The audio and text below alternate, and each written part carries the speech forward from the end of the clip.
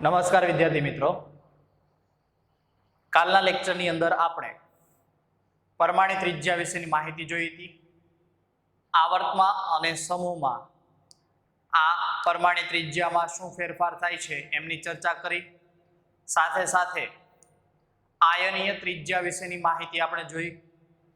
તો હવે આજના લેક્ચરની અંદર સમ ઇલેક્ટ્રોનીય જે તત્વો હોય છે એમની અંદર પરમાણિત ત્રિજ્યાનો ક્રમ કઈ રીતે આવે એમના વિશેની માહિતી જોઈશું અને સાથે સાથે આપણે આયનીકરણ એન્થાલ્પીની પણ ચર્ચા કરીશું. તો સમ ઇલેક્ટ્રોનીય એટલે શું એમના વિશેની માહિતી જોઈ ગયા હતા, પણ હવે એમને વિધિવત રીતે અહીંયા લખી દઈએ. સમ ઇલેક્ટ્રોનીય. તો સમ ઇલેક્ટ્રોનીય એટલે શું કે જે તત્વોમાં ઇલેક્ટ્રોનની સંખ્યા સમાન હોય તો તેવા તત્વોને સમ ઇલેક્ટ્રોનીય તત્વો કહે છે. દાખલા તરીકે એમની અંદર આપણે જોઈ ગયા હતા સોડિયમ પ્લસ ફ્લોરિન માઇનસ અને નિયોન.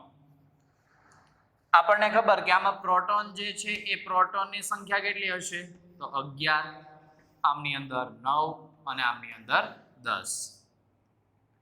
ઇલેક્ટ્રોનની સંખ્યાની વાત કરીએ તો ઇલેક્ટ્રોનની સંખ્યા 11 જેટલા પ્રોટોન હોય એટલા જ ઇલેક્ટ્રોન હોય, પણ અહીંયા પ્લસ વીજભાર છે એટલે એનો અર્થ થશે કે એક ઇલેક્ટ્રોન એમને શું કર્યો હશે ગુમાવેલો હશે. તો ઇલેક્ટ્રોનની સંખ્યા કેટલી થઈ ગઈ 10.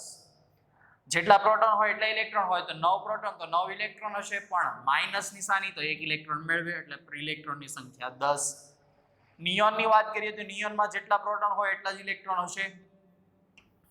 તો અહીંયા જોશો તો ખ્યાલ આવશે કે Na+, ફ્લોરિન -1 અને નિયોન આ જે ત્રણે ત્રણ તત્વો છે જેમની ઇલેક્ટ્રોનની સંખ્યા સમાન આવે છે, તો આ જે તત્વો છે એમને એકબીજાના સમ ઇલેક્ટ્રોનીય આઇસો ઇલેક્ટ્રોનીય તરીકે આપણે ઓળખતા હોઈએ છીએ. અને આઇસો ઇલેક્ટ્રોનીય માટે ઋણ આયનીય ત્રિજ્યા વધારે હોય, પછી આવશે પરમાણ્વીય ત્રિજ્યા અને ઓછી આવશે ધન આયનીય ત્રિજ્યા. તો આ અનુસાર આ ત્રણેયમાં ત્રિજ્યા કોની વધારે હશે તો ઋણ આયનની ત્રિજ્યા વધારે હશે. સમ ઇલેક્ટ્રોનીય કે જેમાં ઇલેક્ટ્રોનની સંખ્યા સમાન હોય એમના માટે આ વસ્તુ લાગુ પાડી શકીશું. તો આમાં જવાબ આવશે કે ભાઈ ચડતા ક્રમમાં આમના કદ જણાવો, તો કદ કોનું મોટું હશે તો ફ્લોરિન -1 નું કદ મોટું હશે, જ્યારે નિયોનનું કદ એના કરતા નાનું હશે, અને એના કરતા કદ નાનું કોનું હશે તો સોડિયમ +1 નું કદ નાનું આપણને પ્રાપ્ત થશે. તો અહીંયા આકર્ષણ વધુ હશે એટલે કદ નાનું આવશે. અહીંયા આકર્ષણ મીડિયમ અને અપાકર્ષણ બંને સરખા જ હશે એટલે કદ વચ્ચેનો આવશે, જ્યારે અહીંયા આકર્ષણની માત્રામાં શું થયો હશે ઘટાડો એટલે એમનો કદ કેવું આવશે વધારે. સાથે સાથે આમની અંદર હજી એક આગળ એક્ઝામ્પલ આપી દઈએ કે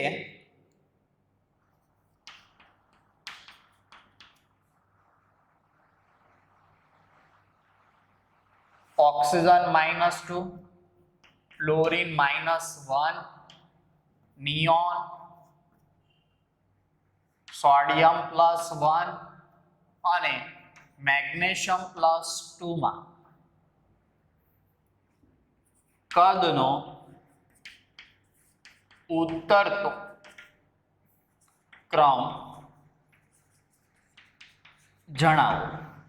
ઉતરતો ક્રમ દર્શાવવાનો એટલે કે જે કદ મોટું હશે એને પહેલા દર્શાવવાનું અને પછી કોને દર્શાવવાનું તો નાના કદને. તો પહેલી વાત કરી દઈએ, અહીંયા બધાના તત્વોને આપણે લખી દઈએ. Oxygen -2, fluorine -1, neon, sodium +1, magnesium +2. ચલો આમની અંદર પ્રોટોનની સંખ્યા અને ઇલેક્ટ્રોનની સંખ્યા દર્શાવી દઈએ. તો પ્રોટોનની સંખ્યા કેટલી? તો ઓક્સિજનનો પરમાણુ ક્રમાંક જેટલો હોય એટલે એમના પ્રોટોન, તો 8 પ્રોટોન. તો હવે ઇલેક્ટ્રોનની સંખ્યા કેટલી હોય? 8, પણ -2 વીજભાર છે એટલે 2 ઇલેક્ટ્રોન મેળવવા હોય એટલે ઇલેક્ટ્રોનની સંખ્યા કેટલી થઈ જશે? 10. ફ્લોરિનનો પરમાણુ ક્રમાંક કેટલો? તો ફ્લોરિનનો પરમાણુ ક્રમાંક 9. હવે એમાં ઇલેક્ટ્રોનની સંખ્યા કેટલી? તો 9 પ્રોટોન હોય એટલા જ ઇલેક્ટ્રોન હોય, પણ -1 વીજભાર છે એટલે ઇલેક્ટ્રોનની સંખ્યા કેટલી થઈ જશે? 10. નિયોનનો પરમાણુ ક્રમાંક જેટલો હોય એટલા જ પ્રોટોનની સંખ્યા હોય, તો પ્રોટોન 10. જેટલા પ્રોટોન હોય એટલા જ ઇલેક્ટ્રોન હશે કારણ કે તટસ્થ વીજભાર છે. ચલો ત્યાર પછી પરમાણુ ક્રમાંક જેટલો હોય એટલા જ પ્રોટોન હોય, તો 11 પ્રોટોન. પણ 11 ઇલેક્ટ્રોન હોય એમાંથી 1 ઇલેક્ટ્રોન ગુમાવે છે કારણ કે પ્લસ વીજભાર છે, તો 10. મેગ્નેશિયમનો પરમાણુ ક્રમાંક કેટલો? તો મેગ્નેશિયમનો પરમાણુ ક્રમાંક 12. જેટલા પ્રોટોન પરમાણુ ક્રમાંક હોય એટલા જ પ્રોટોન હશે. હવે 2 ઇલેક્ટ્રોન ગુમાવે તો ઇલેક્ટ્રોન કેટલા થઈ ગયા? 10. તો આ જે પણ કઈ સંયોજનો છે એ બધાને એકબીજાના શું કહેવાશે? સમ ઇલેક્ટ્રોનીય તત્વો તરીકે આપણે એમને ઓળખી શકીએ છીએ. તો સમ ઇલેક્ટ્રોની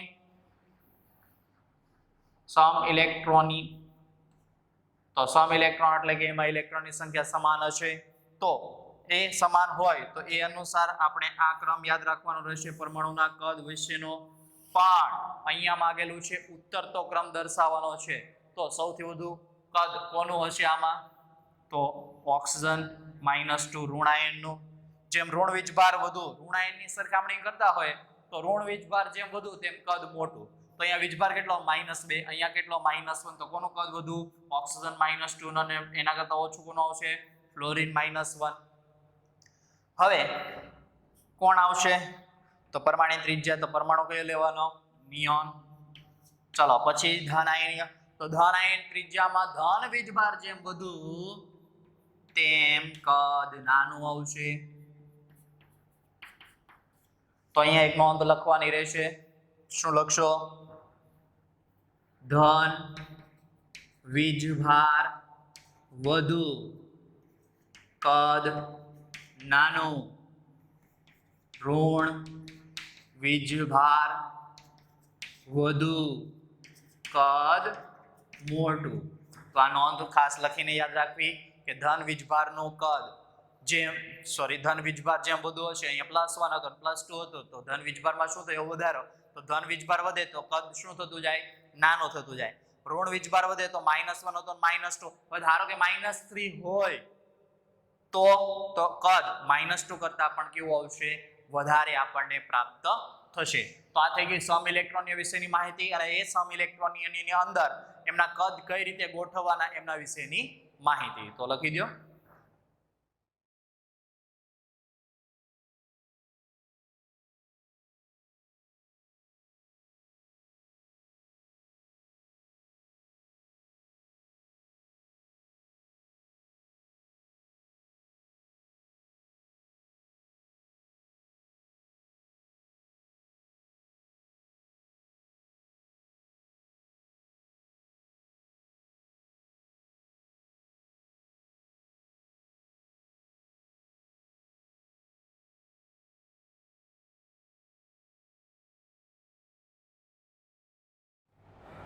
ત્યાર પછીનો ટોપિક છે આયનીકરણ એન્થાલ્પી.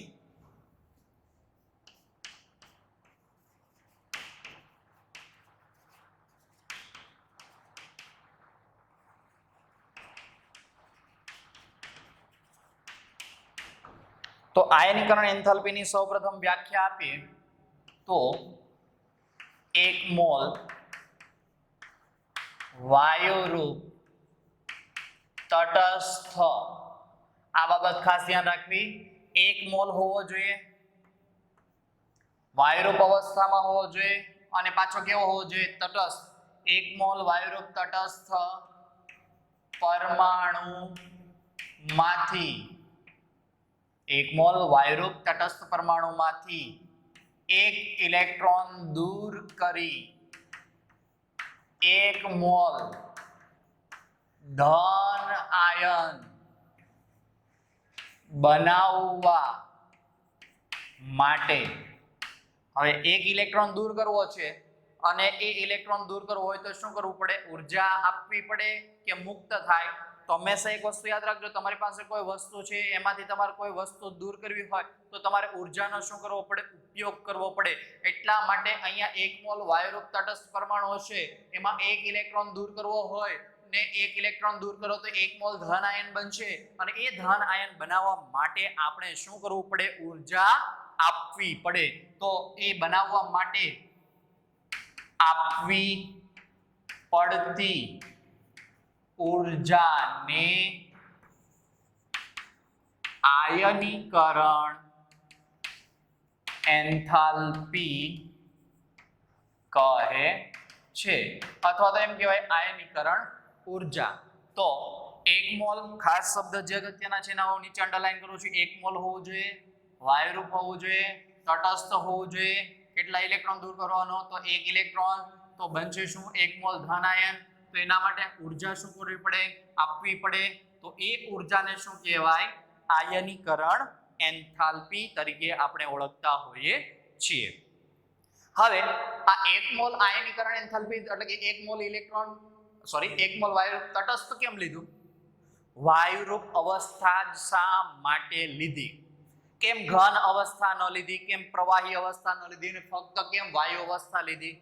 તો આમની અંદર ખાસ ધ્યાન આપજો, વાયુરૂપ અવસ્થાનો આપણે જો ઉપયોગ કરીએ તો વાયુરૂપ અવસ્થાની અંદર અણુઓ જે છે એમના તત્વો જે હશે એમાં બધા કણો વચ્ચેનું અંતર કેવું હશે? વધારે. આંતર આણ્વીય આકર્ષણ બળ કેવું હશે? ઓછું. આંતર આણ્વીય અંતર કેવું હશે? તો વધારે. અને અંતર વધારે હોય તો સ્વાભાવિક છે એ ઇલેક્ટ્રોનને દૂર કરવા માટે ઉર્જા કેવી આપવી પડે? તો ઓછી આપવી પડે. એટલા માટે અહીંયા આપણે વાયુરૂપ અવસ્થાનો ઉપયોગ કરીશું. એક મોલ સંયોજન હશે આપણી પાસે. તો ઉદાહરણ તરીકે હું લઉં, મેટલ કોઈ મારી પાસે છે, આ મેટલ મારી પાસે ગેસ અવસ્થામાં હોવી જરૂરી છે. કેટલા મોલ હોવા જોઈએ? તો એક મોલ. હું આગળ લખું તો પણ અને ન લખું તો પણ કેટલા મોલ કહેવાશે? એક મોલ. હવે એમાં હું શું કરીશ? તો ઉર્જા આપીશ. ઉર્જા આપી તો શું થયું? તો ઉર્જા આપવાથી એક ઇલેક્ટ્રોન દૂર થયો. ચાલો, એક ઇલેક્ટ્રોન દૂર થયો તો આમાં જેટલા પ્રોટોન હશે એટલા જ ઇલેક્ટ્રોન હશે, કારણ કે તટસ્થ પરમાણુ છે. તો તટસ્થ પરમાણુમાં પ્રોટોન અને ઇલેક્ટ્રોનની સંખ્યા સમાન હોય. હવે એક ઇલેક્ટ્રોન હું દૂર કરી દઉં તો આમની અંદર એક પ્રોટોનની સંખ્યામાં શું થશે? વધારો. તો મને નિપજ તરીકે શું મળશે? તો આમની અંદર એક પ્રોટોન વધુ હશે. તો પ્રોટોનની સંખ્યા કેવી? પ્લસ. કેટલા વધારે? તો 1. તો આ શું બન્યું? એક મોલ. વાયુરૂપ અવસ્થામાં રહેલા તત્વમાંથી એક ઇલેક્ટ્રોન દૂર કરી એક મોલ ધન આયન બનાવવા માટે શું કરી? ઉર્જા પ્લસ કરવી પડી. એટલે ઉર્જા શું કરવી પડી? આપવી પડી. તો આ ઉર્જાને શું કહેવાય? આયનીકરણ ઉર્જા અથવા એન્થાલ્પી. તો એમને આપણે દર્શાવીશું ડેલ્ટા એટલે એમાં થતો ફેરફાર, H એટલે એન્થાલ્પી, I એટલે આયનીકરણ. તો આયનીકરણ એન્થાલ્પીને શેના વડે દર્શાવાય? ડેલ્ટા IH વડે દર્શાવવામાં આવતું હોય છે. અને હંમેશા આ ઉર્જા આપવામાં આવે એટલે એનું મૂલ્ય હંમેશા આપણને કેવું પ્રાપ્ત થશે? તો આયનીકરણ એન્થાલ્પીનું મૂલ્ય હંમેશા આપણને ધન પ્રાપ્ત થશે. હવે આ એક મોલ અવસ્થામાં હતું. એક મોલ વાયુરૂપ અવસ્થામાં રહેલા તત્વમાંથી એક મોલ એક ઇલેક્ટ્રોન દૂર કરી એક મોલ ધન આયન બનાવવા માટે આપવી પડતી ઉર્જા કે જેને આપણે આયનીકરણ એન્થાલ્પી અથવા તો આયનીકરણ ઉર્જા વડે દર્શાવીએ, જેને ડેલ્ટા IH જેનું મૂલ્ય જે પણ કે આવશે શેમાં આવશે? ધન આપણને પ્રાપ્ત થશે, કારણ કે આમની અંદર આપણે ઉર્જા આપીએ છીએ. જો ઉર્જા મુક્ત કરતા હોય તો એમનું મૂલ્ય ઋણ પ્રાપ્ત થતું હોય છે.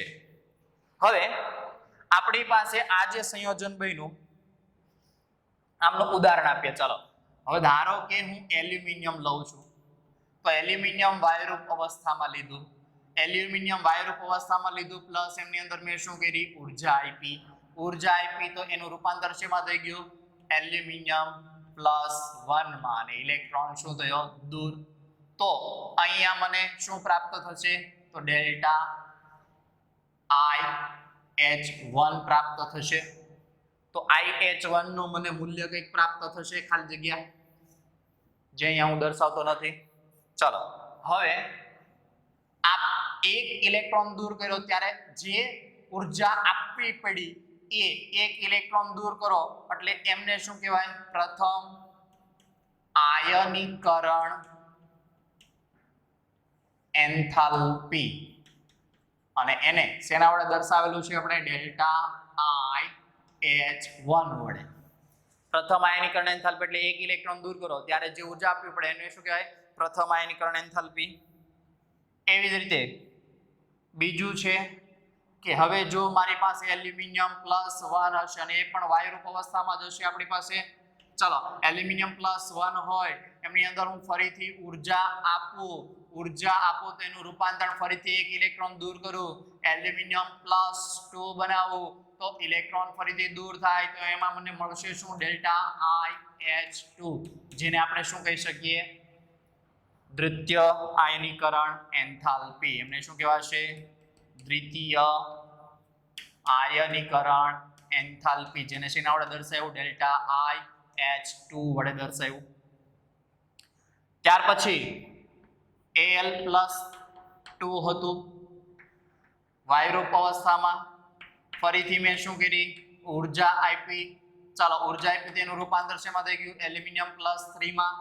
તો હવે પાછો શું કર્યો એમણે, ઇલેક્ટ્રોન ગુમાવ્યો તો ઉર્જા શું મળી, ડેલ્ટા IH3, એ કંઈક આપણને મળી હશે. તો આમને શું કહેવાય, તૃતીય આયનીકરણ એન્થાલ્પી, જેને શેના વડે દર્શાવી આપણે, ડેલ્ટા IH3 વડે. તો આના ઉપરથી જણાવો કે કોનું મૂલ્ય વધુ હશે, ડેલ્ટા IH1 નું હશે, ડેલ્ટા IH2 નું હશે કે ડેલ્ટા IH3 નું. તો હું અહીંયા લખી દઉં પહેલા તો બધા માટે. એલ્યુમિનિયમ, એમાંથી શું બનાવ્યું, એલ્યુમિનિયમ +1, પછી શું બનાવ્યું, એલ્યુમિનિયમ +2, અને પછી શું બનાવ્યું, એલ્યુમિનિયમ +3. ચલો હવે આમની અંદર હું લખું છું પ્રોટોનની સંખ્યા, ઇલેક્ટ્રોનની સંખ્યા, બંનેની સંખ્યા લખી દઈએ. ચલો એલ્યુમિનિયમમાં પ્રોટોન કેટલા હશે, તો 13 હશે, ઇલેક્ટ્રોન પણ કેટલા હશે, તો 13 હશે. ચલો એલ્યુમિનિયમ +1 બને ત્યારે પ્રોટોન કેટલા હોય, તો 13 ના 13 જ હોય, પણ ઇલેક્ટ્રોન કેટલા થઈ ગયા હોય, 12. આમાં કેટલા પ્રોટોન હશે, તો 13, ઇલેક્ટ્રોન કેટલા થઈ ગયા હશે, 11, અને અહીંયા કેટલા હશે, પ્રોટોન 13, ઇલેક્ટ્રોન કેટલા થઈ ગયા હશે, તો 10. તો હવે અહીંયા તમે ધ્યાન આપશો તો વધારે ખ્યાલ આવશે કે મેં પહેલા કયો પદાર્થ લીધો, તો એલ્યુમિનિયમ ગેસ વાયુરૂપ અવસ્થામાં લીધો. હવે એમાં હું શું કરું છું, તો ઉર્જા આપું છું. તો કેટલા પ્રોટોન ને કેટલા ઇલેક્ટ્રોન આકર્ષવાના હતા, તો એલ્યુમિનિયમ 13 પ્રોટોન 13 ઇલેક્ટ્રોન ને આકર્ષતા હતા, અને એમાં હવે હું ઉર્જા આપું છું તો આ 13 ઇલેક્ટ્રોન માંથી એક ઇલેક્ટ્રોન મેં દૂર કર્યો, અને દૂર કર્યો તો હવે ઇલેક્ટ્રોન કેટલા થઈ ગયા, 12, પ્રોટોન કેટલા થઈ ગયા, 13. તો આ મને જે ઉર્જા અહીંયા મળી હશે આ રૂપાંતરણ પામવાની એ ડેલ્ટા IH1 મળી હશે. ત્યાર પછી વાત કરીએ તો એલ્યુમિનિયમ +1 માંથી આપણે શું બનાવ્યું, એલ્યુમિનિયમ +2. તો એલ્યુમિનિયમ +1 માં પ્રોટોન કેટલા હતા, તો 13, ઇલેક્ટ્રોન કેટલા હતા, તો 12. તો કેટલા ને કેટલા આકર્ષવાના હતા, તો 13 પ્રોટોન ને 12 ઇલેક્ટ્રોન ને આકર્ષવાના હતા. હવે અહીંયા જે એલ્યુમિનિયમમાં આકર્ષણ હતું એના કરતા અહીંયા આકર્ષણ બળમાં શું થયો, તો વધારો. હવે આકર્ષણ બળ વધ્યું તો સ્વાભાવિક છે મારે એમાંથી ઇલેક્ટ્રોનને શું કરવો છે, તો દૂર કરવો છે. તો દૂર કરવા માટે મારે શું કરવું પડશે, તો ઉર્જા આપવી પડશે. તો પહેલા જે ઉર્જા આપતો હતો એના કરતા હવે ઉર્જા કેવી આપવી પડે, તો પ્રોટોન 13 હતા, ઇલેક્ટ્રોન 13 આકર્ષતા હતા, ત્યારે જે ઉર્જા આપું છું એના કરતા અહીંયા ઉર્જા કેવી આપવી પડે, તો અહીંયા ઉર્જા વધારે આપવી પડે. શા માટે, કારણ કે અહીંયા 13 પ્રોટોન ને 12 ઇલેક્ટ્રોન આકર્ષવાના છે. એટલે 12 ઇલેક્ટ્રોનમાંથી એક ઇલેક્ટ્રોન મારે પાછો દૂર કરવાનો છે. જે ઇલેક્ટ્રોનને હું દૂર કરવાનો છું એના પર આકર્ષણ બળ અહીંયા જે લાગતું હતું એના કરતા અહીંયા કેવું લાગશે? વધારે. તો અહીંયા મને શું મળશે? ડેલ્ટા IH2 મળશે. તો આમના ઉપરથી આપણે કહી દઈએ ડેલ્ટા IH1 ડેલ્ટા IH2. તો આ બેમાં કોનું મૂલ્ય વધારે હશે? તો ડેલ્ટા IH2 નું મૂલ્ય વધારે હશે. એટલે કે દ્વિતીય આયનીકરણ એન્થાલ્પી નું મૂલ્ય મને કેવું પ્રાપ્ત થશે? વધારે. ત્યાર પછી આપણે વાત કરીએ તો એલ્યુમિનિયમ +2 માંથી શું બનાવ્યું? એલ્યુમિનિયમ +3. તો એલ્યુમિનિયમ +2 જ્યારે હતું તેમાં કેટલા પ્રોટોન હતા? તો 13 પ્રોટોન. કેટલા ઇલેક્ટ્રોન ને આકર્ષવાના હતા? 11 ને. જ્યારે એલ્યુમિનિયમ +1 માં કેટલા પ્રોટોન હતા? 13. કેટલાને આકર્ષવાના હતા? 12. તો હવે આમના કરતા અહીંયા આકર્ષણ બળ કેવું થઈ ગયું છે? વધારે. તો કેટલા ઇલેક્ટ્રોન ને કેટલા પ્રોટોન આકર્ષે? તો 13 પ્રોટોન અને 11 ઇલેક્ટ્રોન આકર્ષવાના છે. અને એ 11 ઇલેક્ટ્રોન આકર્ષવાના છે. એ 11 ઇલેક્ટ્રોનમાંથી મારે એક ઇલેક્ટ્રોન દૂર કરવાનો છે. તો અહીંયા એલ્યુમિનિયમ +1 માં જે આકર્ષણ બળ લાગતું હતું એના કરતા અહીંયા આકર્ષણ બળ કેવું હશે? તો વધારે હશે. તો હવે આ 11 ઇલેક્ટ્રોનમાંથી મારે એક ઇલેક્ટ્રોન દૂર કરવો છે. તો એના માટે આપવી પડતી ઊર્જા જેને આપણે શું કહીએ? Delta IH3. તો આ ડેલ્ટા IH2 અને ડેલ્ટા IH3 માં કોનું મૂલ્ય વધારે હશે? તો ડેલ્ટા IH3 નું મૂલ્ય વધારે આપણને પ્રાપ્ત થતું હોય છે. તો આના ઉપરથી એમ કહી શકાય કે કોઈ પણ તત્વ હોય એમની પ્રથમ આયનીકરણ એન્થાલ્પી કરતા દ્વિતીય આયનીકરણ એન્થાલ્પી નું મૂલ્ય વધુ હોય અને દ્વિતીય આયનીકરણ એન્થાલ્પી કરતા તૃતીય આયનીકરણ એન્થાલ્પી નું મૂલ્ય આપણને હંમેશા વધારે પ્રાપ્ત થતું હોય છે. ફરીથી વાત કરી દઉં. પ્રથમ આયનીકરણ એન્થાલ્પી કરતા દ્વિતીય આયનીકરણ એન્થાલ્પી નું મૂલ્ય વધુ હોય. દ્વિતીય આયનીકરણ એન્થાલ્પી કરતા તૃતીય આયનીકરણ એન્થાલ્પી નું મૂલ્ય વધુ હોય. તૃતીય આયનીકરણ એન્થાલ્પી કરતા ચતુર્થ આયનીકરણ એન્થાલ્પી નું મૂલ્ય વધુ હોય છે. પણ કેટલાક અપવાદ છે. એ અપવાદને બાદ કરતા આ આપણને મૂલ્ય પ્રાપ્ત થતું હોય કે પ્રથમ આયનીકરણ એન્થાલ્પી કરતા દ્વિતીયનું વધારે અને તૃતીય આયનીકરણ એન્થાલ્પી કરતા તૃતીય આયનીકરણ એન્થાલ્પીનું મૂલ્ય આપણને વધારે પ્રાપ્ત થતું હોય છે. તો આ થઈ ગઈ આયનીકરણ એન્થાલ્પી વિશેની માહિતી કે એક મોલ વાયુરૂપ તટસ્થ પરમાણુમાંથી એક ઇલેક્ટ્રોન દૂર કરી એક મોલ ધન આયન બનાવવા માટે આપવી પડતી ઊર્જાને શું કહે છે આપણે? આયનીકરણ એન્થાલ્પી, જેને ડેલ્ટા IH વડે દર્શાવીએ છીએ. એમનું મૂલ્ય હંમેશા આપણને કેવું પ્રાપ્ત થશે? તો ધન પ્રાપ્ત થશે. અહીંયા વાયુરૂપ અવસ્થા લેવાની રહેશે. અહીંયા ઊર્જા આપવી પડે. એક ઇલેક્ટ્રોન દૂર થાય, એક મોલ ધન આયન બને અને ડેલ્ટા H નું મૂલ્ય ધન મળશે. પ્રથમ આયનીકરણ એન્થાલ્પી કરતા દ્વિતીય આયનીકરણ એન્થાલ્પીનું મૂલ્ય વધારે, દ્વિતીય કરતા તૃતીય આયનીકરણ એન્થાલ્પીનું મૂલ્ય વધારે. કારણ કે અહીંયા જે આકર્ષણ બળ હશે એના કરતા અહીંયા આકર્ષણ બળ વધશે. અહીંયા કરતા અહીંયા આકર્ષણ બળમાં વધારો થશે અને આકર્ષણ બળ વધે તો એમના કારણે એમાંથી ઇલેક્ટ્રોનને દૂર વધુ સરળતાથી આપણે કરી શકતા હોતા નથી. એટલા માટે ત્યાં ઊર્જા કેવી આપવી પડતી હોય છે? વધારે આપવી પડતી હોય છે. ચલો સપોઝ ઉદાહરણ આપો કે આ એક કોઈક બેંક છે અને આ બેંકની અંદર 3 હીરા છે. ચલો હવે એમાં જ્યારે 3 હીરા હતા ત્યારે એક હીરો ચોરી કરી ગયો. ત્યારે સિક્યોરિટી જે હતી એ માઇનોર હતી. હવે ચોરી કરી ગયો, ઇલેક્ટ્રોન લઈ ગયો, હીરો જે હતો કિંમતી એ લઈ ગયો. એ લઈ ગયા બાદ બેંક વાળાએ સિક્યોરિટી વધારી દીધી. સિક્યોરિટી વધી ગઈ.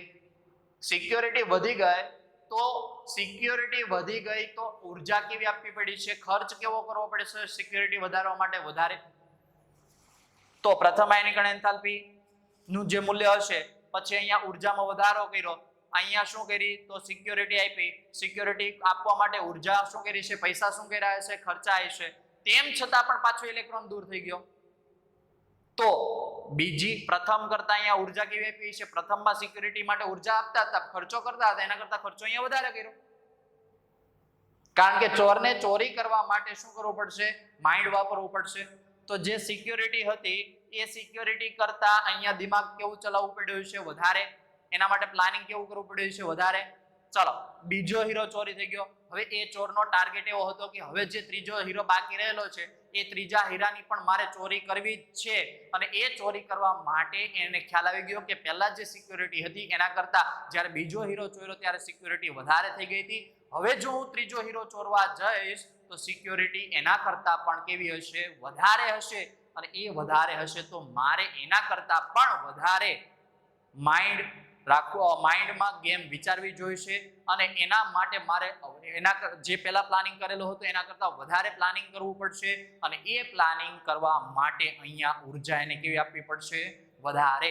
એટલે પ્રથમ આયનીકરણ એન્થાલ્પી કરતા હંમેશા દ્વિતીય આયનીકરણ એન્થાલ્પીનું મૂલ્ય વધુ હોય, તૃતીય આયનીકરણ એન્થાલ્પી કરતા તૃતીય આયનીકરણ એન્થાલ્પીનું મૂલ્ય વધારે આપણને પ્રાપ્ત થતું હોય છે. હવે સાથે સાથે અહીંયા વાત કરી દો કે આવર્તમાં આપણે ક્યાંથી ક્યાં જશું? ડાબી બાજુથી જમણી બાજુ તરફ જઈએ તો ડેલ્ટા IH આયનીકરણ એન્થાલ્પીના મૂલ્યમાં શું થાય? તો વધારો થાય. સમૂહમાં વાત કરીએ તો સમૂહમાં ક્યાં જશું? ઉપરથી નીચે તરફ જશો. તો ઉપરથી નીચે તરફ જાઓ તો આયનીકરણ એન્થાલ્પીમાં શું થશે? તો આયનીકરણ એન્થાલ્પીમાં ઘટાડો થશે. તો આ ઘટાડો કઈ રીતે થાય? વધારો કઈ રીતે થાય? એમની ચર્ચા આગળના ટોપિકની અંદર આપણે કરવાના જ છીએ, પણ આમાં જરૂર લાગતી જેટલી માહિતી છે એ પહેલા લખી દો, ત્યાર પછી આપણે એમની ચર્ચા કરીશું.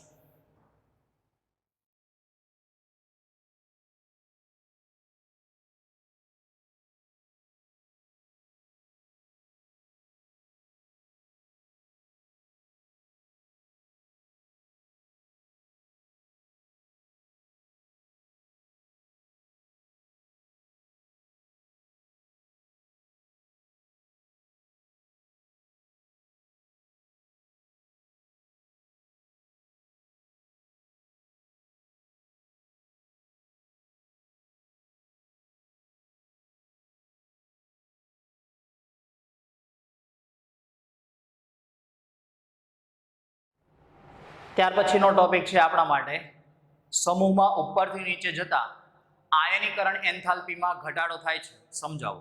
તો સવાલ લખી દઈએ. સમૂહમાં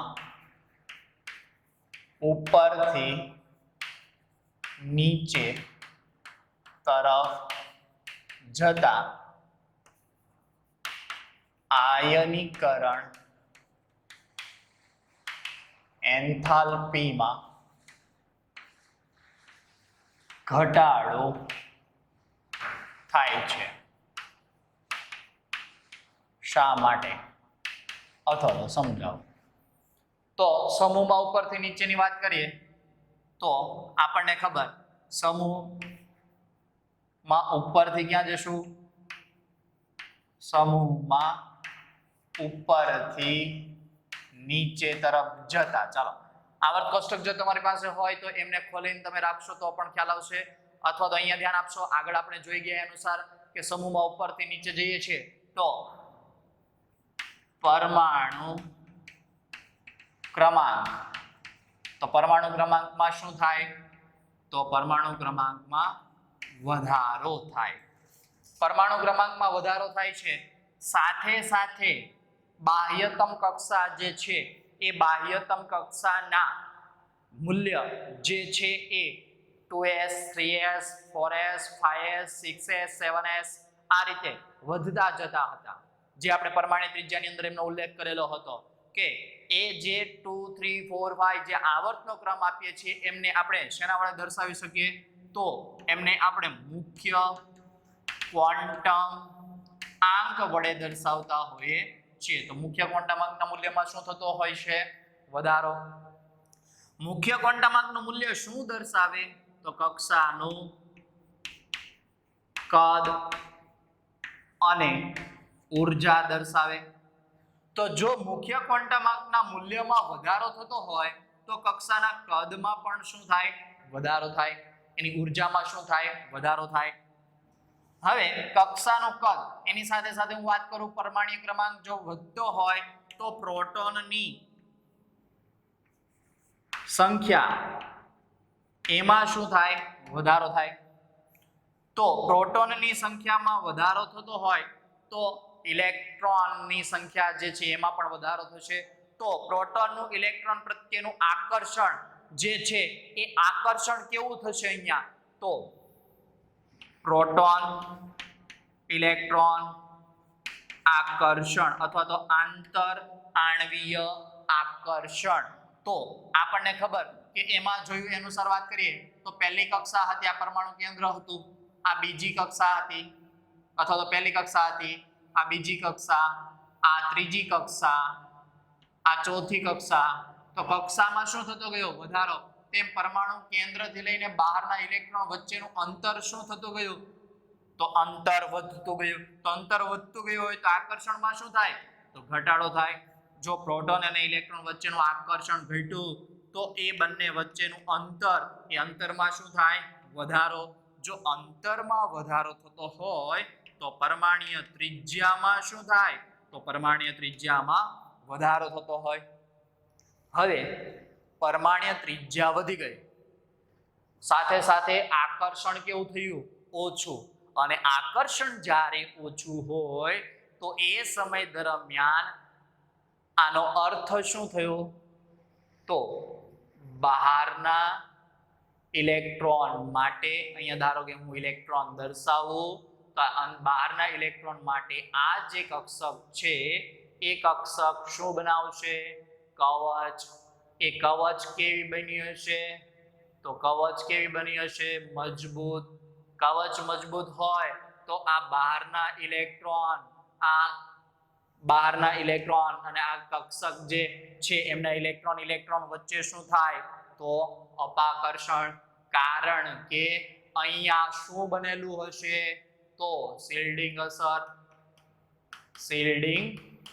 અસર જોવા મળશે.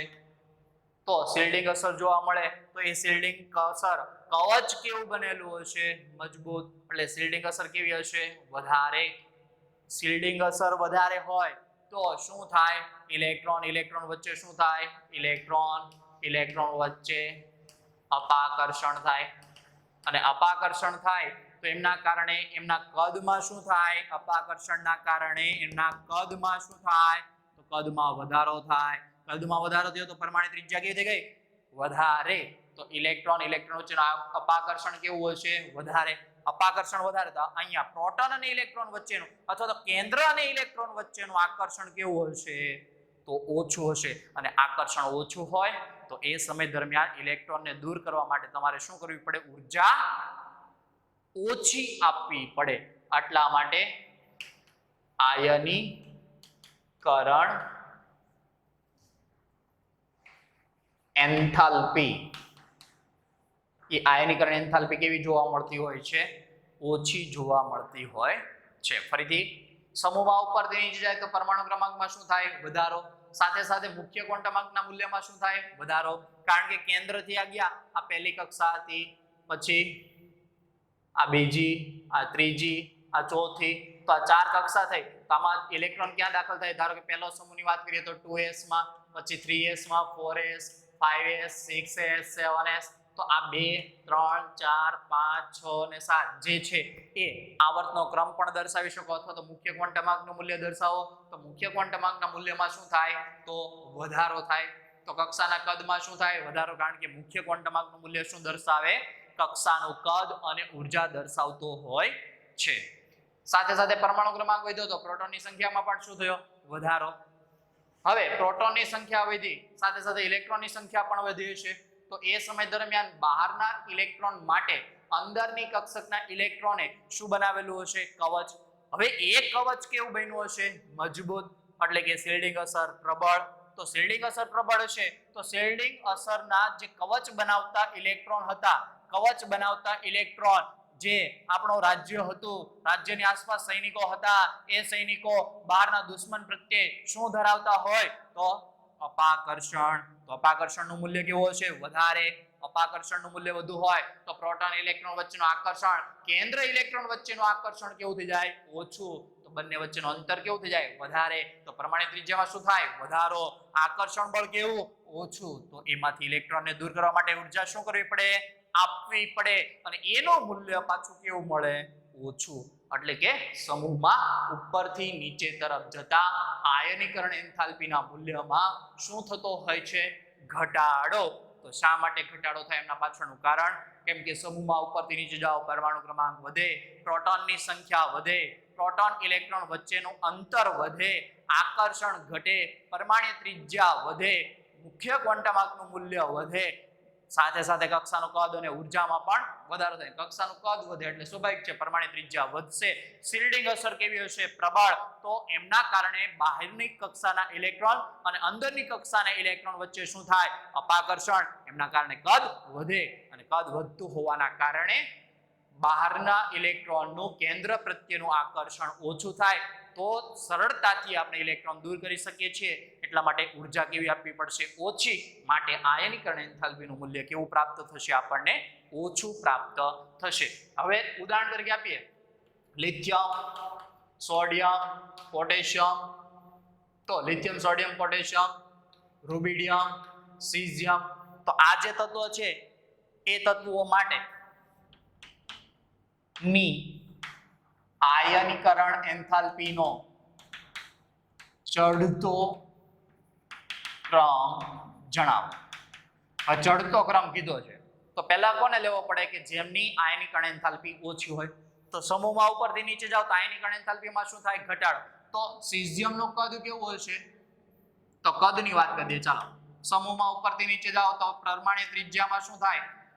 વધારો. તો lithium, sodium, potassium, rubidium, caesium, આ રીતે એમનું કદ આવશે. તો કદ વધતું ગયું તેમ આયનીકરણ એન્થાલ્પીમાં શું થાય? ઘટાડો. તો જવાબ શું આવશે?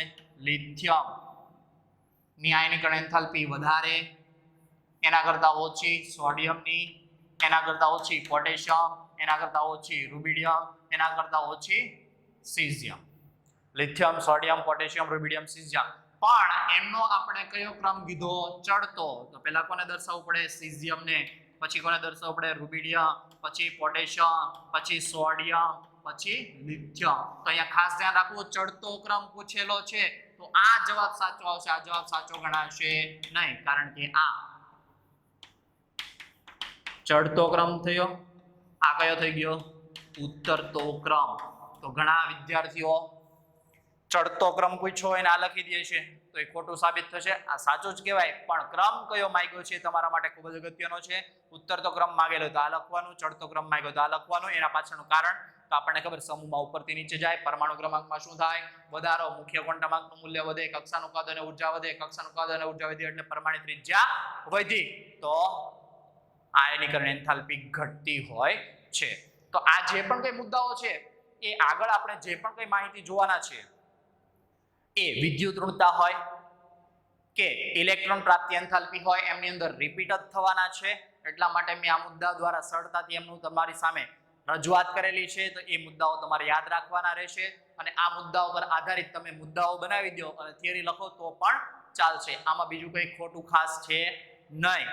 તમે જે રીતે અહીંયા મેં મુદ્દા લખેલા છે એમની તમારી મૌલિકતાથી રજૂઆત કરશો તો પણ ચાલશે. એવું જરૂરી નથી કે તમારે જે ટેક્સ્ટબુકમાં મુદ્દાઓ આપેલા છે એ લખવા જરૂરી હોતા નથી. તો અહીંયા પહેલા જે આપેલું છે એ લખી દો.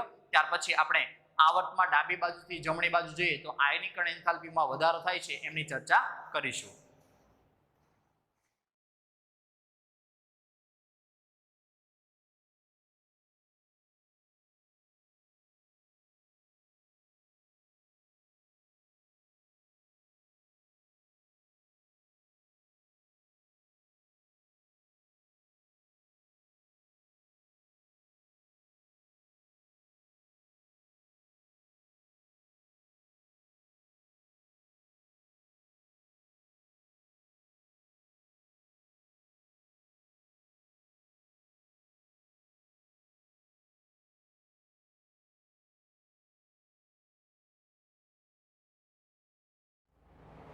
ત્યાર પછી છે આવર્તમાં ડાબી બાજુથી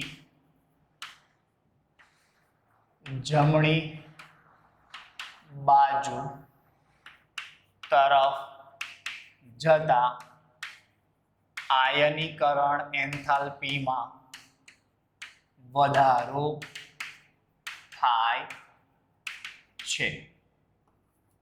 શા માટે? ચાલો હમણાં જે મુદ્દા લખ્યા હતા એ મુદ્દાની જ વાત કરીએ. ક્યાં વાત કરવાની છે? તો આવર્તમાં વાત કરવાની છે. ચાલો આવર્તમાં ક્યાંથી ક્યાં જશું? ડાબી બાજુથી જમણી બાજુ તરફ જઈએ. ચાલો પહેલો જ મુદ્દો પરમાણ્વીય ક્રમાંક. તો ડાબી બાજુથી જમણી બાજુ lithium, beryllium, boron, carbon, nitrogen, oxygen, fluorine તરફ જતા છે તેમ પરમાણ્વીય ક્રમાંકમાં શું થાય? વધારો થાય. ચલો જેમ પરમાણુ ત્રિજ્યાની વાત કરી હતી એ જ પ્રમાણેની શરૂઆત અહીંયા કરીશું. ચલો આવર્તમાં ડાબી બાજુથી જમણી બાજુ તરફ જતા પરમાણ્વીય ક્રમાંકમાં વધારો થાય છે. પરમાણ્વીય ક્રમાંક એટલે કોની સંખ્યા? તો પ્રોટોનની સંખ્યા. ચલો પ્રોટોનની સંખ્યામાં શું થાય?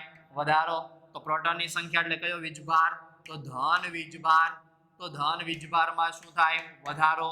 ધન વીજભારમાં વધારો થઈ ગયો એટલે કે અસરકારક કેન્દ્રીય ધન વીજભાર એમાં શું થાય? વધારો. અસરકારક કેન્દ્રીય ધન વીજભાર એટલે શું? તો બહારના ઇલેક્ટ્રોનનું કેન્દ્ર પ્રત્યેનું જે આકર્ષણ છે એટલે કેન્દ્ર દ્વારા બહારના ઇલેક્ટ્રોન પ્રત્યે કેટલું આકર્ષણ લાગતું હશે એમની માહિતી એટલે અસરકારક કેન્દ્રીય ધન વીજભાર. તો અસરકારક કેન્દ્રીય ધન વીજભારમાં શું થાય? વધારો. પરમાણુ ક્રમાંક વધે, પ્રોટોનની સંખ્યા વધે, અસરકારક કેન્દ્રીય ધન વીજભાર જે છે એમાં શું થાય? વધારો. હવે અસરકારક કેન્દ્રીય ધન વીજભારમાં વધારો થતો હોય તો કેન્દ્ર એટલે કે પ્રોટોન અને ઇલેક્ટ્રોન આ બંને વચ્ચેનું આકર્ષણ એ આકર્ષણ બળ એટલે કે આંતર આણ્વીય આકર્ષણ બળ એમાં શું થાય? વધારો થાય. હવે આંતર આણ્વીય આકર્ષણ બળ વધતું હોય તો એમના કારણે પ્રોટોન અને ઇલેક્ટ્રોન અથવા તો કેન્દ્ર અને ઇલેક્ટ્રોન વચ્ચેનું જે આંતર આણ્વીય અંતર છે એ અંતરમાં શું થાય? ઘટાડો. કારણ કે આકર્ષણ બળ કેવું? પ્રબળ. હવે જે પણ કઈ ઇલેક્ટ્રોન દાખલ થતા હતા એ આપણે લિથિયમ થી લઈને લિથિયમ, ત્યાર પછી beryllium, boron, carbon, nitrogen, oxygen, તો ફ્લોરિન, નિયોન આ બધાની વાત કરીએ છીએ. તો આ બધા તત્વોની ઇલેક્ટ્રોન રચના લખીએ તો helium 2s1, helium 2s2, helium 2s2 2p1, helium 2s2 2p2, helium 2s2 2p3, helium 2s2 2p4, helium 2s2 2p5, neon માટે હિલિયમ 2s2 2p6 આ પ્રમાણેની ઇલેક્ટ્રોન રચના આવતી હોય છે. તો આમાં તમે ધ્યાન આપશો તો બીજા ક્રમની જ આવર્ત નંબર 2 લીધો એટલે બીજા ક્રમની જે કક્ષા છે એમાં જ ઇલેક્ટ્રોન દાખલ થાય છે પણ એ ઇલેક્ટ્રોન બાહ્યતમ કક્ષામાં દાખલ થાય છે. તો અહીંયા આ પરમાણુ કેન્દ્ર થઈ ગયો, આ થઈ ગઈ પહેલી કક્ષા અને આ થઈ ગઈ બીજી કક્ષા. હવે જે પણ કઈ ઇલેક્ટ્રોન દાખલ થાય છે એ ઇલેક્ટ્રોન હવે આ પહેલી કક્ષા આ બીજી કક્ષા જે પણ કઈ ઇલેક્ટ્રોન દાખલ થાય બધા ક્યાં દાખલ થયા? તો એ દાખલ થયા બીજી કક્ષામાં. તો બીજી કક્ષામાં કોણ કોણ આવ્યું હતું? તો 2s અને 2p. પહેલી કક્ષામાં કોણ આવે? તો 1s એક જ આવશે. તો આપણે વાત કરી હતી કદ કોનું મોટું? તો કદની વાત કરીએ તો s કરતા કોનું કદ મોટું? p. p કરતા કોનું મોટું? d. d કરતા કોનું કદ મોટું? f. તો એ અનુસાર શિલ્ડિંગ અસર તો શિલ્ડિંગ અસર કોની વધુ? તો જેનું કદ મોટું હશે એમની શિલ્ડિંગ અસર કેવી આવશે? ઓછી. તો s greater than p greater than d greater than f આપણને પ્રાપ્ત થતું હોય છે. તો s કક્ષકનું કદ નાનું હશે જે શિલ્ડિંગ અસર અહીંયા ભાગ ભજવતો હશે એમના કારણે આ શિલ્ડિંગ કવચ જે છે કેવું બનેલું હશે? પ્રબળ કે નિર્બળ? તો શિલ્ડિંગ અસર આમની અંદર કેવી જોવા મળશે? પ્રબળ. કવચ કેવું બન્યું હશે? પ્રબળ. કવચ પ્રબળ બનેલું હોવા છતાં આ કેન્દ્રનું બહારના ઇલેક્ટ્રોન પ્રત્યેનું આકર્ષણ બળ જે છે એ આકર્ષણ બળ વધારે હશે, કારણ કે આમાં જે પણ કઈ ઇલેક્ટ્રોન દાખલ થાય એ તો બહારની કક્ષકમાં દાખલ છે, પણ સાથે સાથે પ્રોટોન એટલે કેન્દ્રીય ધન વીજભારમાં પણ શું થયો? વધારો. એ ક્યાં થયો? તો કેન્દ્રમાં વધારો થયો. તો એ કેન્દ્રમાં વધારો થાય તો એ આકર્ષણ કોના પ્રત્યે હોય? તો બહારના ઇલેક્ટ્રોન પ્રત્યે આકર્ષણ હશે. તો એમના કારણે શિલ્ડિંગ અસર ભલે વધારે હોય, પણ અહીંયા શિલ્ડિંગ અસરની સાથે સાથે અહીંયાનો જે વીજભાર છે એ વીજભારમાં પણ શું થતો ગયો છે?